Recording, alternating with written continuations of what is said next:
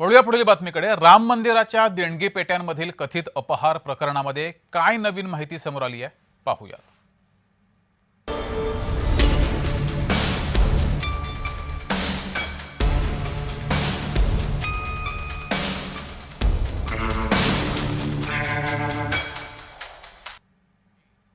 तर अयोध्येतील राम मंदिराच्या देणगी पेट्यांमधील कथित अपहार प्रकरणामध्ये धक्कादायक आर्थिक व्यवहार समोर आलेत।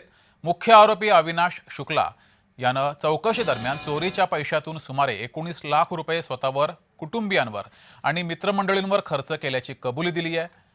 तपासानुसार शुक्लानं आपल्या गर्लफ्रेंडला महागडा आयफोन भेट दिला, तसंच तिला सुमारे 2 लाख रुपये रोख दिल्याचाही तपास सुरू आहे। याशिवाय भावाच्या लग्नासाठी मोठ्या प्रमाणावर खर्च केला गेला, तसंच कार खरेदी केली, रोख भेटी दिल्या आणि इतर चैनीच्या खर्चावरही चोरीचा पैसा उधळण्यात आल्याचा संशय व्यक्त केला जातोय। पोलीस तपासामध्ये आरोपींकडून मोठ्या प्रमाणात रोख रक्कम आणि इतर मालमत्तेचे धागेदोरे सुद्धा समोर आलेले आहेत।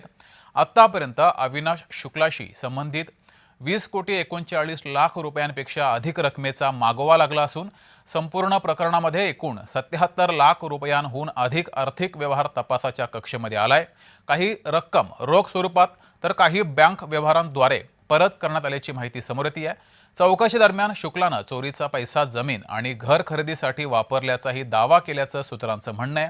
त्यामुळे आरोपींच्या संपत्तीची, बँक खात्यांची आणि मालमत्तेची सखोल चौकशी सुरू असून आणखी बेहिशोबी मालमत्ता समोर येण्याची शक्यता तपास यंत्रणांनी व्यक्त केली आहे।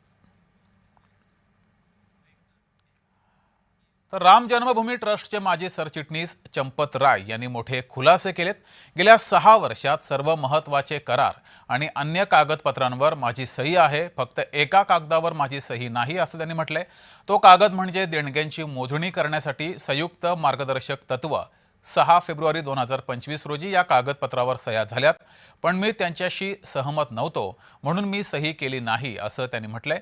त्यावर माजी खजिनदार डॉक्टर अनिल मिश्रा आणि SBIचे तत्कालीन अयोध्या शाखा व्यवस्थापक गोविंद मिश्रा यांच्या सह्या होत्या असं राय यांनी SIT दिलेल्या लेखी उत्तरात सांगितलंय।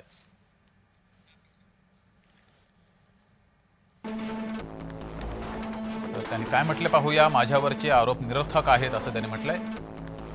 बँकेसोबत मला न विचारता करार झाला, चंपतराय यांनी हे म्हटलेलं आहे।